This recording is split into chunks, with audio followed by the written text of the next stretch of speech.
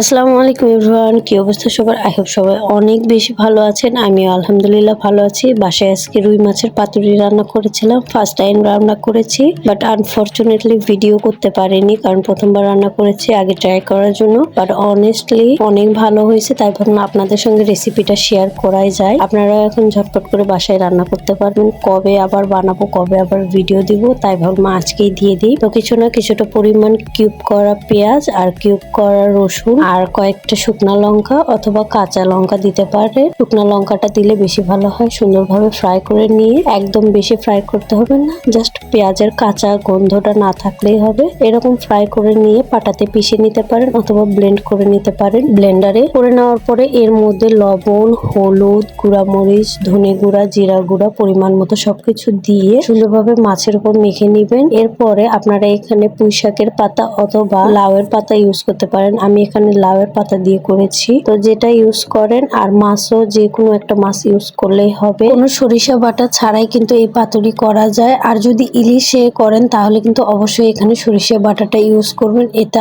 আরো বেশি টেস্ট হয়। আমি এবং আমার জামাই দুজনেই সরিষাটা একটু অ্যাভয়েড করি, এই জন্য সরিষা বাটা ছাড়াই কিন্তু এই পাতুরিটা অনেক স্বাদ হয়েছিল। জামাই একটু অসুস্থ, কিছু খাচ্ছিল না, এই জন্য ভাবলাম একটু ঝাল ঝাল করে পাতুরি রান্না করে। জামাই তো পুরো 1 প্লেট ভাত খেয়ে নিল আলহামদুলিল্লাহ। জামাই তো একদম 10-এ 10 দিয়েছে। আপনারাও বাসায় অবশ্যই ট্রাই করবেন, অনেক ভালো লাগবে খাবারটা। আজকের ভিডিও এই পর্যন্তই। ভালো থাকবেন, সুস্থ থাকবেন, আল্লাহ হাফেজ।